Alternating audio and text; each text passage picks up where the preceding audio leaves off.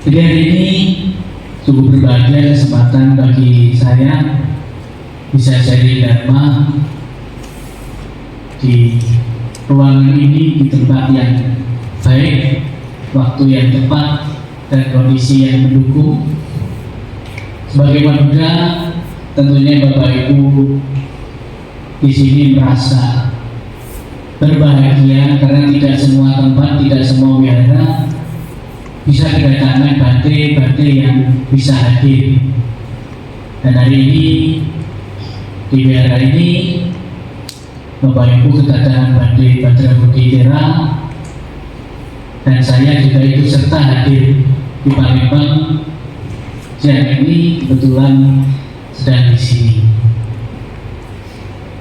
Hari ini saya akan sharing tentang topik sudah sadarkah kita. Sang Buddha bertanya kepada muridnya, apakah kamu mau bahagia? Iya, mau bahagia. Lalu apa syaratnya? Salah satu syarat bahagia adalah lepaskan saya, lepaskan aku. Maksudnya di sini adalah lepaskan keakuan kita, lepaskanlah kita yang merasa ini saya. Kita tidak terima bahwa segala sesuatu itu mengalami perubahan. Padahal inti ajaran Buddha yang pertama adalah segala sesuatu yang berkondisi tidak kekal, yaitu bukan penderitaan. Kalau bahasa kita sebenarnya kurang tepat kalau terlalu menderita. Maka hidup ini bagian sesuatu yang tidak pasti, tidak tepat. Ada kalanya tidak pas.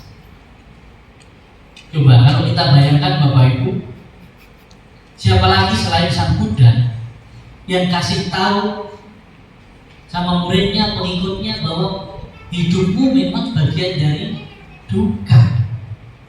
Bukan kadang-kadang kan kalau orang beragama pokoknya kalau kamu ikut saya pasti bahagia. Sang Buddha malah kasih tahu kamu memang menderita. Kebenaran pertama aja, hidup ini memang bagian dari hal yang tidak memuaskan, tidak sesuai dengan harapan kita yang selalu terjadi. Maka itu harus kita sadari pertama, ketika ada perubahan dalam hidup kita, oh ini bagian dari kebenaran. Kita menolak perubahan itu pun, ya, kenapa adanya penderitaan? Karena kita menolak adanya duka. Bapak Ibu yang dulu lihat wajahnya sekarang kan imut-imut ya, nanti amit-amit berubah.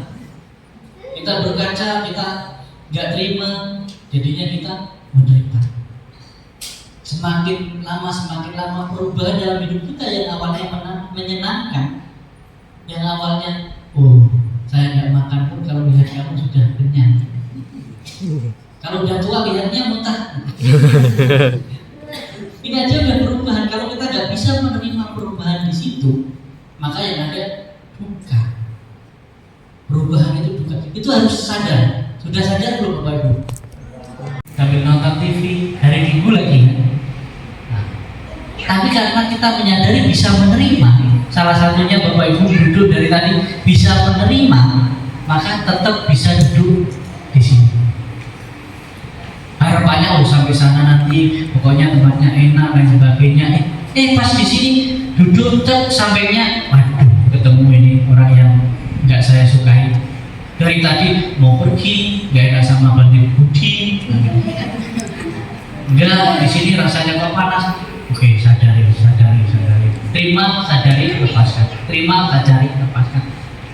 Kebencian tidak akan pernah berakhir dibalas dengan kebencian. Wah ini di depan saya kok ada mantan saya.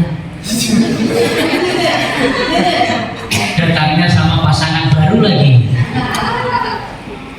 Gimana kita mau bisa berdoa semoga semua makhluk bahagia?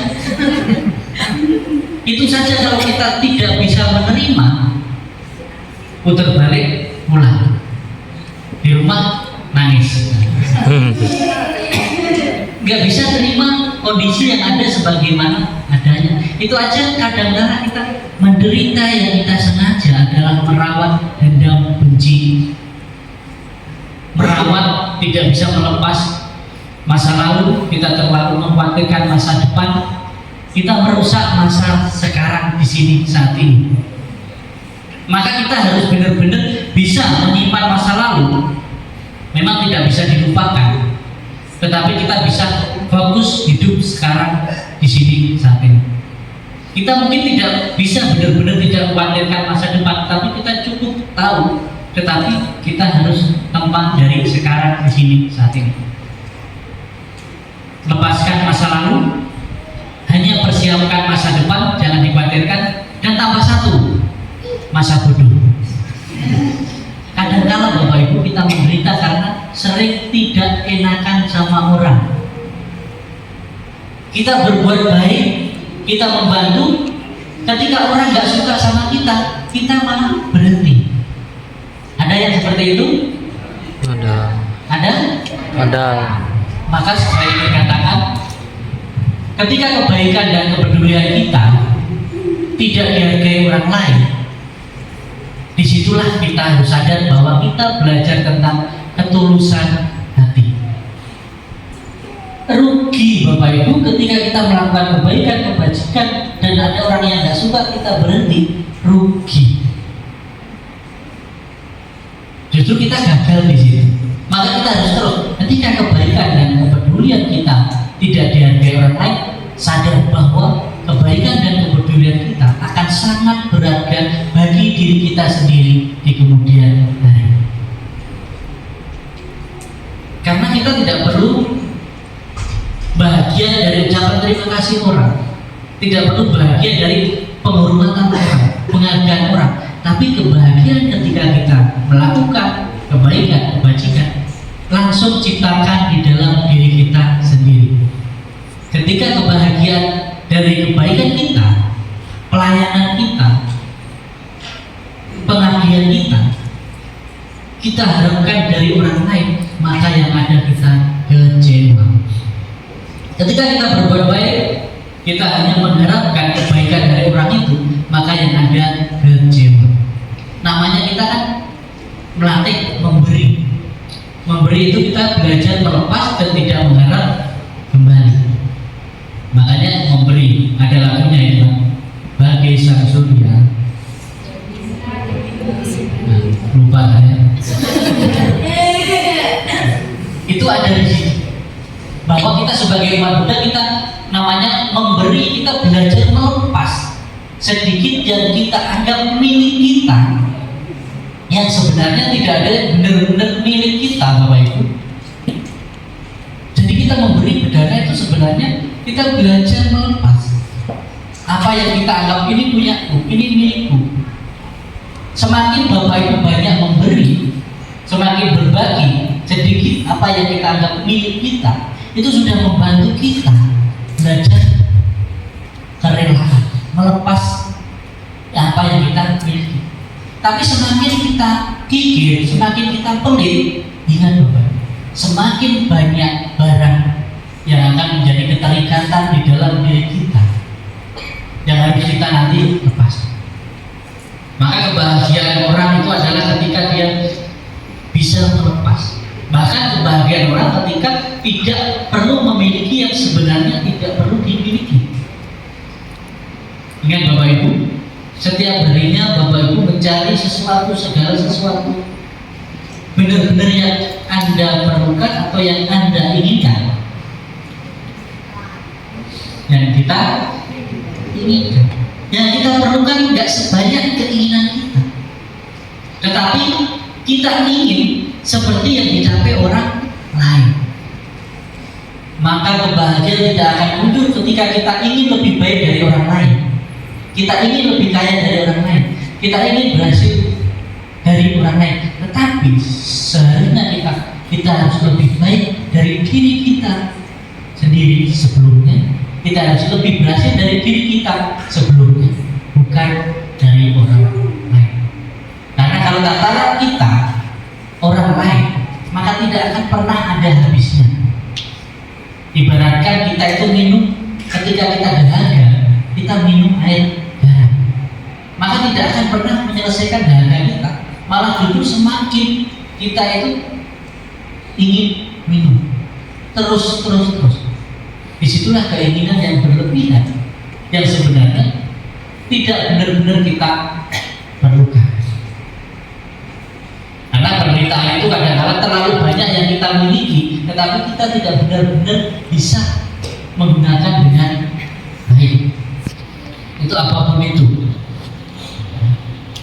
Dalam hidup ini maka kita harus tahu, harus sadarkan diri kita, saya sudah benar belum melangkahkan, saya sudah tepat belum melangkah ini di jalan dharma ini.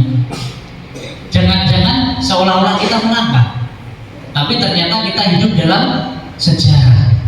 Tahu ya sejarah ya, seolah berjalan tapi tanpa arah. Nah itu sejarah.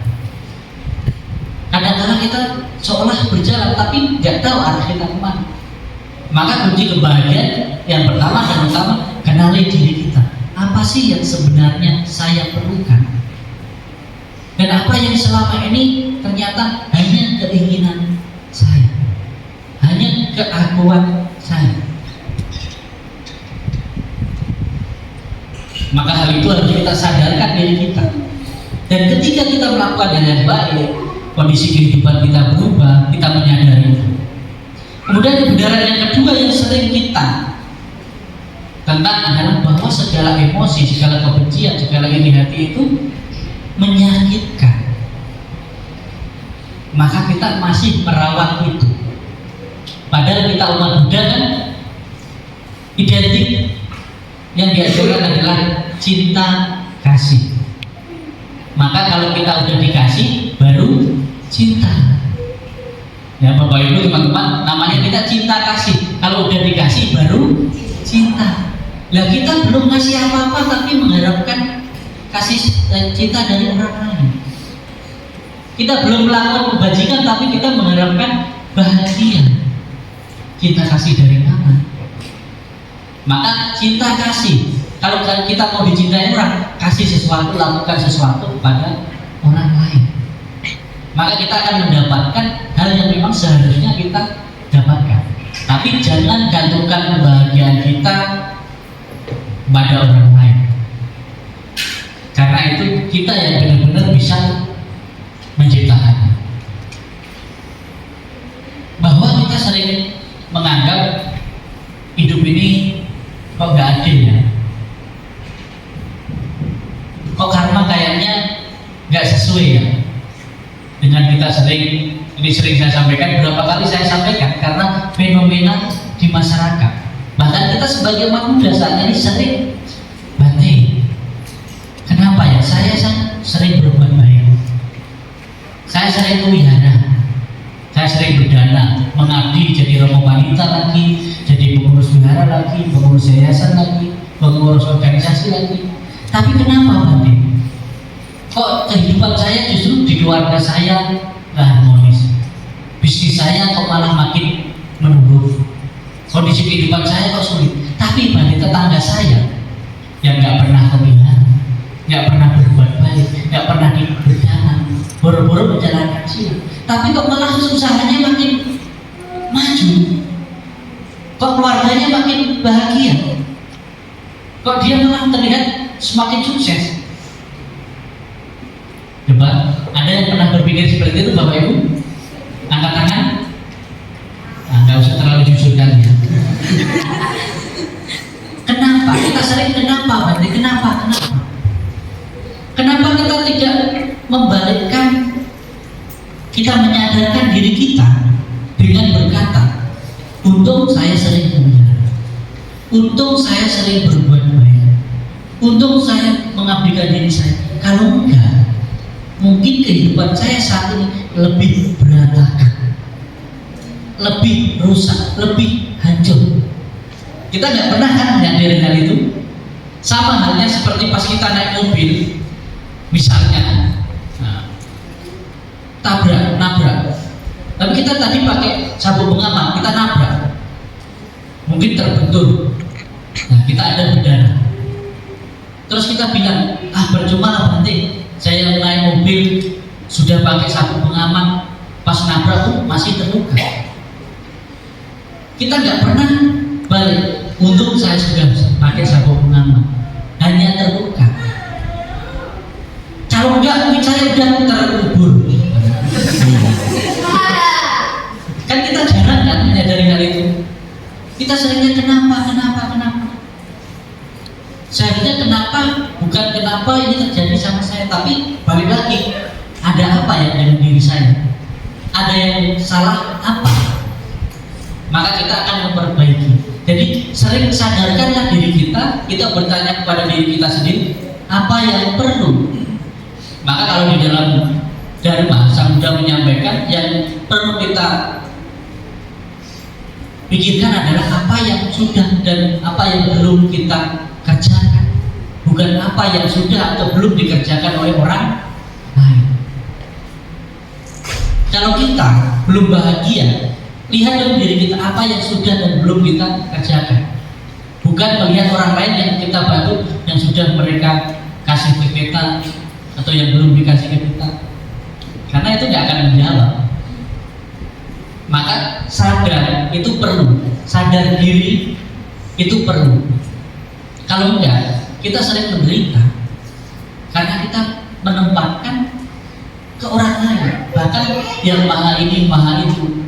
Sedangkan kita sebagai umat Buddha, Sang Buddha saja mengajarkan sesuatu hal yang bahwa kamu terlahir, tercipta, terbentuk oleh perbuatan kamu sendiri. Sang Buddha tidak membahagiakan kita, Bapak Ibu, tapi Sang Buddha kasih jalan cara kita bahagia. Seperti Google Map, tapi kadang Google Map kan error ya, tapi Dharma nggak ada yang error. Mungkin kita yang error kadang-kadang. Jadi sudah tahu jaraknya kemana, ke sini, ke situ, walaupun dengan jalan yang berbeda-beda. Kita sebagai umat Buddha ya, sebagai umat Buddha, walaupun yang duduk sama di sini kan kita pemikirannya berbeda secara Dharma, praktek kita berbeda. Ada yang suka Theravada, ada yang suka Mahayana, ada yang suka Vajrayana. Tapi jangan karena ritual, tradisi, cara beribadah, justru kita malah menanamkan kebencian di dalam diri kita. Wah ini enggak teman saya baca, ini beda alirannya. Ini beda alirannya.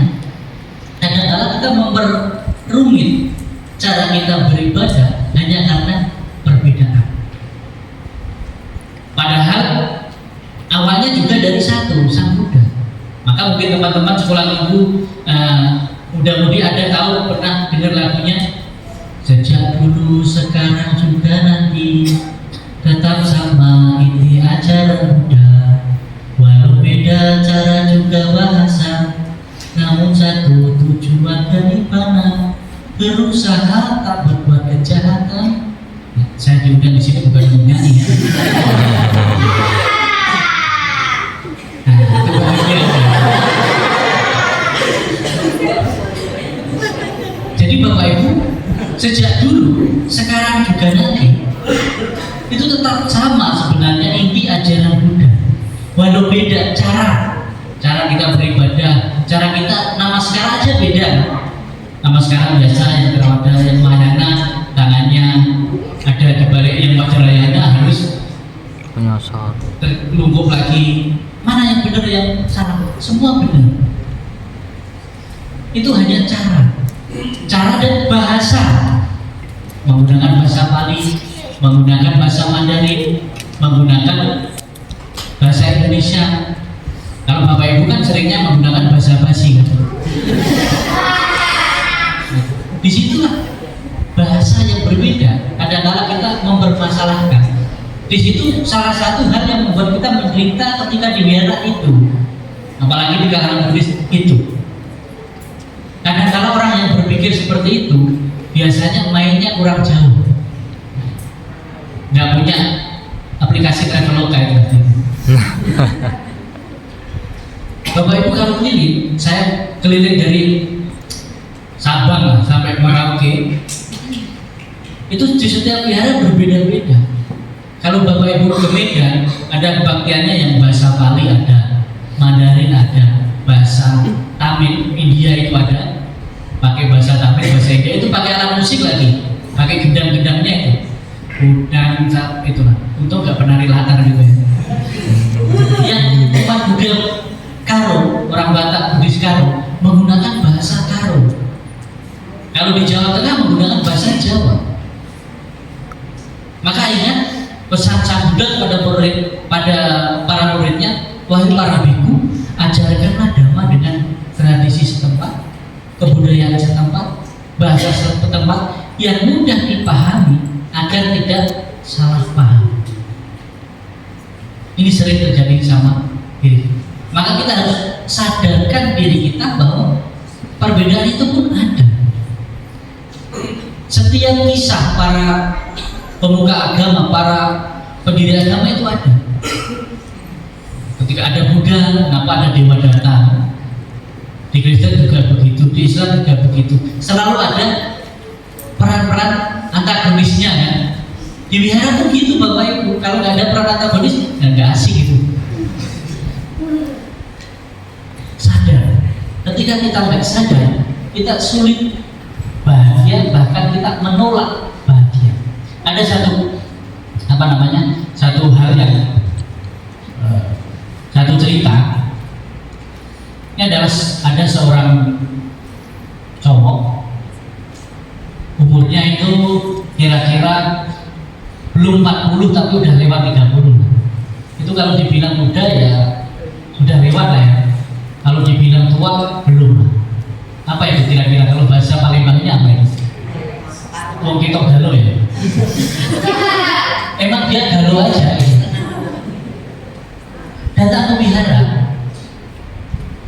Dia datang ke wihara, tanya kepada Bante, Bante, saya mau tanya, bagaimana sih caranya cari jodoh? Ini aja dia nggak sadar, Bante aja nggak dapat. Dia tanya ke wihara, ketemu Bante, tanya, Bante, bagaimana caranya kita bisa dapat jodoh? Emang wanita seperti apa yang kamu inginkan? Wah, Bante, saya mau yang tinggi, cantik, yang kaya. Ya kalau di sini seperti siapa ya? Nggak ada. Oh begitu. Iya Bante. Bagaimana caranya? Mungkin kamu harus menjalankan resep dari saya. Apa resep itu? Kamu harus menjalankan 3B. Apa itu Bante 3B? B yang pertama kamu harus berusaha. Wah, yang namanya berusaha Bante, gunung yang tinggi sudah mendaki, lautan dalam sudah berseberangan demi mencari pujaan sejati. Yang namanya berusaha Bante, sudah setiap saat, setiap hari saya cari kemana-mana, tapi nggak ketemu yang seperti yang saya inginkan. Pas ketemu saya mau, dia nggak mau. Pas ketemu dia mau, saya nggak mau. Udah saya jaga, ternyata dia dijaga orang lain. Pagi-pagi saya ingatkan makan, ternyata dia udah diajak makan orang lain. Malam-malam saya ingatkan jangan lupa tidur, ternyata dia telepon sama orang lain sampai ketiduran. Kadang-kadang kita seperti itu. Bagaimana Bante? Kok saya susah mendapatkan orang yang seperti saya inginkan? Oh iya Bante, kan B3 yang kedua apa Bante? Oh kamu mungkin harus berbuat. Sudah belum? Ya mungkin berdana, menjalankan sila, meditasi. Oh Bante, kalau yang namanya berdana, separuh harta saya sudah saya danakan ke wihara, ke panti asuhan, ke panti jompo, semua sudah. Yang namanya menjalankan sila C.I. Jago, saya itu kata sila C, semua sudah. Nanti yang meditasi, saya meditasi 1 jam, 2 jam, 3 jam sampai ketiduran. Sudah semua Bante. Kurang apa lagi saya berbuat? Tapi Bante, belum juga saya dapatkan orang yang, apalagi pas di wihara, saya tertarik pada orang. Pas saya tanya, Ternyata dia mau jadi sama Neri. Oh, udah cocok, udah tepat, udah sesuai. Istri orang. Oh iya berarti kan 3B, berusaha sudah, berbuat sudah. Nah, kan ada B yang ketiga, Bante. Tolonglah Bante kasih tahu saya. Gak kasihan apa sama saya, Bante. Tolong ya Bante. Ya, Bantenya bilang, ya kamu berusaha sudah, berbuat sudah. Coba kamu ke samping, ke belakang situ. Di situ ada toilet. Kamu masuk ke toilet situ, nanti hadap sebelah kiri. Pas dia masuk ke situ, berdiri. Oh, benar juga ya. Mau saya cewek yang tinggi, cantik, kaya. Ternyata B yang ketiga bercermin. Muka saya di bawah rata-rata. Tapi keinginan saya premium. Ya saya nggak sampai ke situ. Bapak Ibu, kalau saya bilang B yang ketiga masih ketawa, itu pengalaman kita masing-masing. Kita sering menginginkan sesuatu yang kadang-kadang di luar batas kita. Ketika kita berusaha sesuatu kita tidak mendapatkan, bukan berarti kita tidak mampu, tapi memang itu bukan bagian dari kehidupan kita. Rahasia karma, Bapak Ibu. Kita berjuang semaksimal apapun, setinggi apapun, kalau kita tidak memiliki benih-benihnya, kalau memang itu belum berbuah pada diri kita, sulit.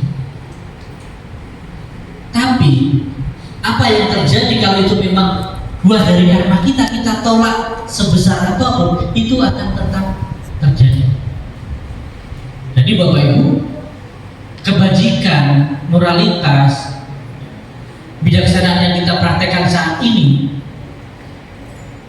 kadang-kadang kita malah hidup kita tidak semakin lebih baik, tapi mungkin kondisinya memburuk. Bukan berarti karma baik kita tidak berbuah, tapi mungkin bukan sekarang, bukan saat ini, mungkin nanti, bahkan kehidupan yang akan datang, bahkan yang akan datang lagi. Kadang-kadang kan begitu kita sudah berbuat baik, saya sudah berbuat baik, tapi kenapa malah keburukan yang selalu muncul dalam hidup saya? Berarti karma ini nggak adil.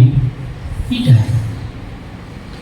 Ketika kita berbuat baik, hal buruk yang terjadi bukan berarti itu hasil dari kebaikan kita, tetapi keburukan kita di masa lalu.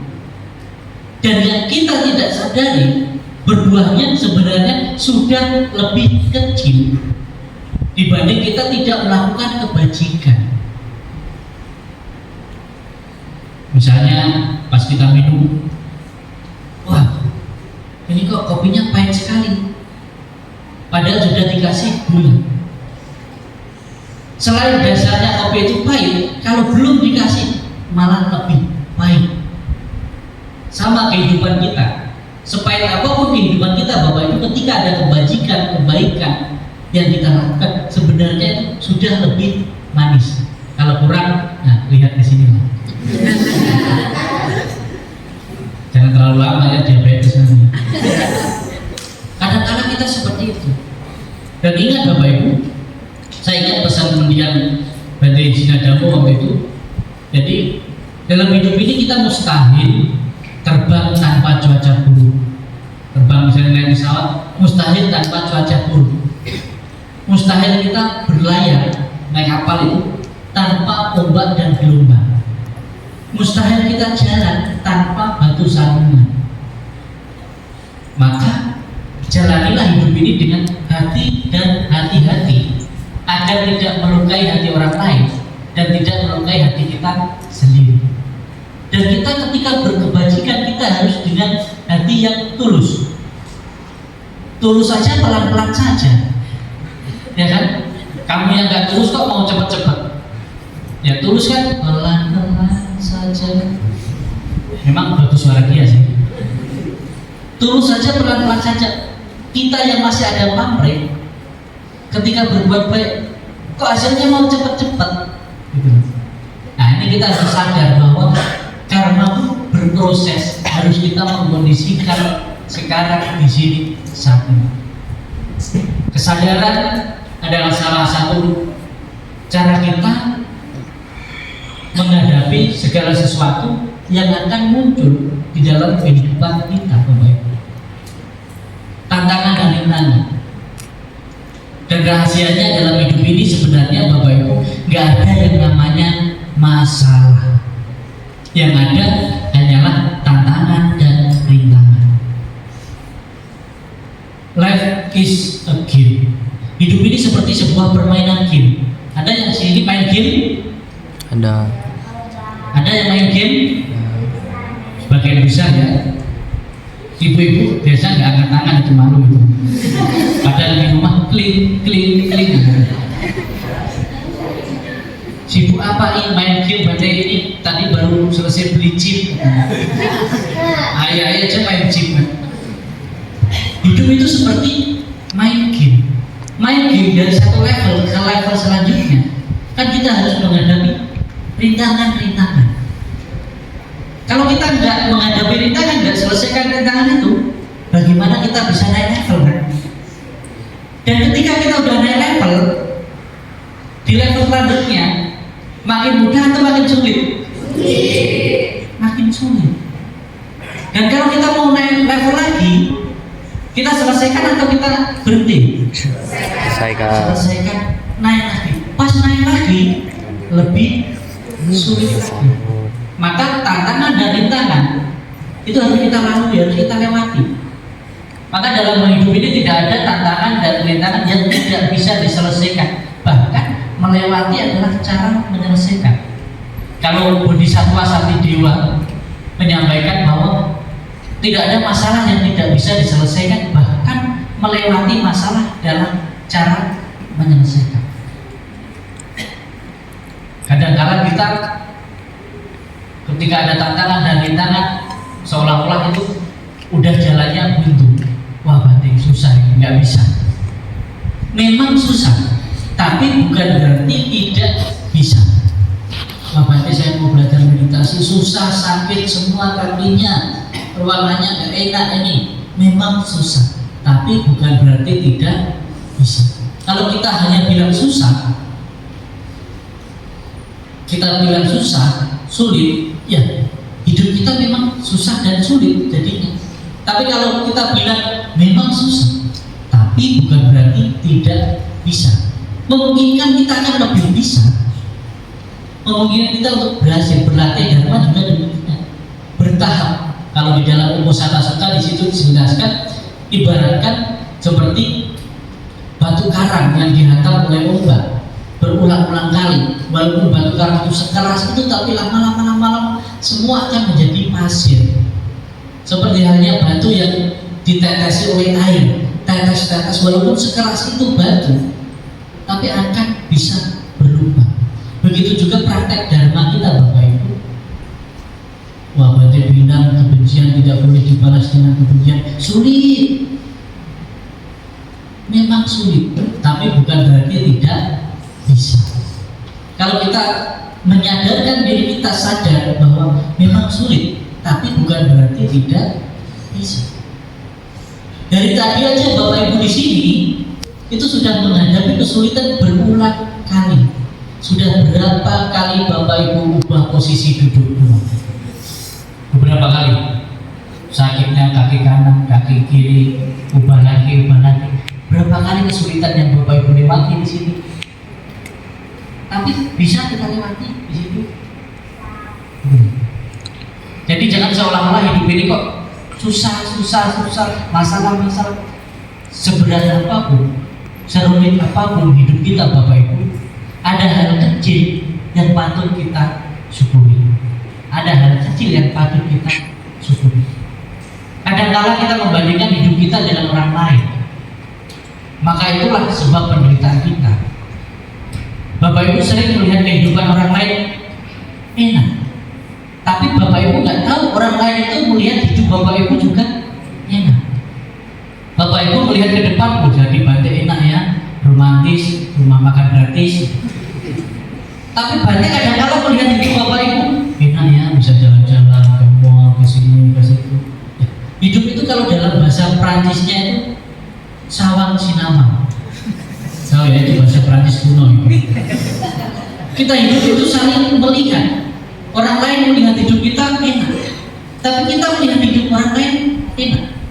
Ingat bapak ibu, mungkin hidup kita tidak seberuntung orang lain, tapi orang lain belum tentu sebahagia kita. Mungkin hidup kita tidak sekaya orang lain yang tinggal di apartemen, di kondominium, tetapi orang lain belum tentu sebahagia kita. Bapak Ibu, saya akan menutup dengan satu cerita lagi. Mau nggak? Mau. Gak mungkin jawab enggak juga kan? Saya tahu sebenarnya Bapak Ibu sebenarnya bohong. Gak mungkin enggak manje. Sepasang suami istri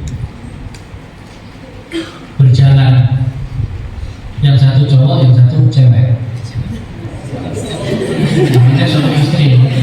Jangan salah Bapak Ibu, jangan salah. Sekarang yang sama-sama juga banyak. Ketika dia berjalan, hujan-hujan, di pinggir jalan, dia jalan ke satu makam yang sampingnya ada orang naik sepeda sama sepasang suami istri juga. Kemudian yang jalan kaki tadi bilang, Papa lihat, andai saja kita punya sepeda seperti itu ya, sepertinya kita akan lebih bahagia. Walaupun hujan, kita akan lebih cepat sampai. Orang yang naik sepeda sama istri tadi sama jalan. Pas di lampu merah, dia lihat sampingnya naik motor, pakai mantel. Wah, Papa coba lihat samping itu. Andai saja kita punya motor seperti dia, pasti kita akan lebih bahagia. Yang naik motor jalan lagi, pas di lampu merah lagi, sampingnya ada orang bawa mobil bak terbuka ya, L300 lah. Yang depannya ya nggak pakai AC lah, jendelanya nggak dibuka dikit lah gitu. Yang naik motor jadi lupa, coba lihat di samping. Andai kita punya mobil seperti ini, walaupun nggak ada AC, tapi kan nggak kena hujan, pasti kita akan lebih bahagia ya Pak. Yang bawa mobil L300 tadi jalan lagi, di samping bawa mobil Pajero, nggak berhenti. Pajero, oh Pak, coba lihat di samping ini. Kalau kita punya seperti dia, ada AC enak di dalam walaupun hujan, bisa dengar musik lagi kan, pasti kita akan lebih bahagia. Yang Pajero jalan kaki, kok jalan kaki? Jalan kaki sampai lampu merah, dia lihat di sampingnya itu mobil merah, hanya pintu 2, Ferrari. Tapi saya nggak di endorse ya. Pak, coba tengok samping mobilnya, bagus nih. Coba kalau kita punya seperti itu Pak, kita akan lebih bahagia seperti ini. Pas mobil Ferrari ini jalan, dan yang mengendarai itu hanya satu orang kaya. Hanya dia sendiri, suaminya sibuk pergi liburan sama teman-temannya, grup ibu-ibu arisan, dapatnya permata, jalan-jalannya di mall, pergi kemana-mana, nggak ada waktu untuk keluarga. Yang suaminya sibuk bekerja, bahkan untuk anaknya waktu nggak ada. Pas yang bawa Ferrari ini berhenti di lampu merah, lihat orang yang jalan kaki tadi, yang hujan-hujan, sepasang suami istri, dan yang di dalam Ferrari bilang, andai saja saya bisa seperti dia, walaupun saya nggak punya materi, nggak punya Ferrari, nggak punya, pasti akan lebih bahagia. Coba Bapak Ibu, ternyata kebahagiaan itu kadang-kadang kita ingin seperti mereka, tapi mereka malah ingin seperti kita. Bahkan orang yang sering datang ke wihara temui Bante kalau di Medan itu bukan orang yang tidak punya materi, tapi kadang-kala yang materinya sudah berlebihan tapi nggak bahagia karena tidak bisa bersama keluarga, karena nggak tahu mau ngapain lagi. Orang stres mau bunuh diri bukan karena nggak punya uang, kebanyakan uang, ya, bingung mau ngapain. Kalau bapak ibu di sini kan ada nggak yang kebanyakan uang? Hanya enggak ya, karena uang itu jimat kebahagiaan. Kehidupan sehari-hari kadang-kadang kita melihat orang yang tua itu tingkatan kebahagiaan, tetapi tingkatan kebahagiaan kita bukan di situ. Bahkan mungkin bapak ibu hari ini yang datang ke sini mungkin saja di kantongnya punya uang 500.000, tapi pas nantinya ada lagu horor. Tahu bapak ibu lagu horor? Mari itu lagu horor loh. Dulu saya waktu emak kalau lagu itu pura-pura ke toilet. Iya kan? Kalau itu udah berkumandang, oh ya lagi nih uang ini. Yang masukkan 5.000, uang tangannya keluar 10.000 jangan ditiru. Kita bapak ibu punya uang 500.000, ketika ada lagu horor dan kantong biasa liling, berapa yang masuk ke kantong? Pas bapak ibu cari, ini gambar Soekarno, masuk dulu. Ini bukan bagian kamu. Yang 50.000, wah ini masuk dulu. Sampai yang paling kecil ya mentok-mentoknya 10.000 lah. Itu pun dibagi 2 sama anaknya. Nah ini kamu, bapak ibu, kita ingin bahagia, tapi modal kita 5.000. Yang membuat kita nggak bahagia tadi 450. Kalau dia 5.000 dana kita kan 500 masih berapa? 495.000. Pinter kalau masalah uang. Harta yang benar-benar kita miliki bapak ibu, yang sebenarnya yang kita masukkan ke kotak dan yang menjadi penderitaan yang masih di saku kita. Wah ini nanti kalau hilang bagaimana? Wah nanti kalau jatuh bagaimana? Wah nanti mau beli apa ya? Mau makan apa ya? Kemana ya? Kan membuat kita beli.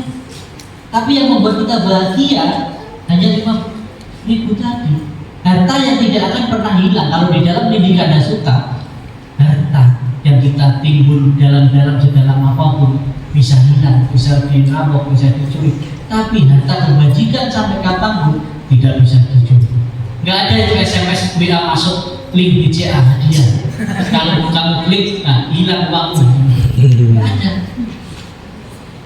Kebajikan itu harta yang tidak pernah bisa dicuri, nggak pernah bisa dihacker. Tapi kita kenapa nimbulnya kok lebih banyak yang bisa dicuri, yang bisa hilang, yang bisa habis? Bukan justru malah untuk kita yang tidak hilang. Maka sadarlah bahwa kita sering mau bahagia, tetapi sebab penderitaan yang hanya kita lakukan. Bapak Ibu, mari kita sadarkan diri kita bahwa kita belum sadar. Maka ketika kita bangun, jangan lengah, sadarlah, tempuhlah kehidupan yang lebih baik. Jangan kita hidup dalam sejarah seolah berjalan tapi tanpa apalagi kita hidup ini biasanya kan anak-anak muda ini biasanya hanya korban-korban jamu biji kan, janji manis bikin jijik, disuruh ke biara malah diajak kemuan aja nanti saya belanjakan, saya ini kan jamu biji kan, janji manis bikin jijik. Kalau kita yang kedua di depan ini kita lulusan akuntansi, akuntan makan yang tak perlu buat tangisi. Oke, ya Bapak Ibu, mungkin itu yang Bante sharingkan pada kesempatan siang hari ini. Semoga di lain kesempatan kita bisa berjumpa lagi, di lain waktu kita bisa berjumpa lagi. Nah, hari ini terima kasih juga saya sudah diundang ke wihara ini. Mungkin sebagian dari kita sudah pernah bertemu, ya, walaupun berapa menit tadi, belum 1 jam lah ya. Tapi saya rasa Bapak Ibu sudah tersadar sedikit ya. Sadar belum? Ada. Ya, tapi jangan keluar pintu nanti hilang kesadaran. Harus dibawa tuh setiap hari. Nah, itu dia. Terima kasih pada kesempatan hari ini. Terima kasih juga Bante sudah menemani saya hari ini, karena biasanya saya itu kemana-mana sendiri. Ya, nasib jomblo seperti ini. Bukan jomblo sih, saya single. Single itu pilihan, jomblo itu nasib. Tapi ini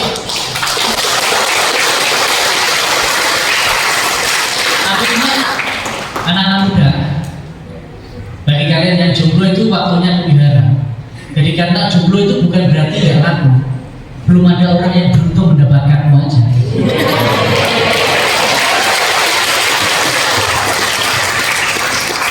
Apa yang paling penting jomblo ini.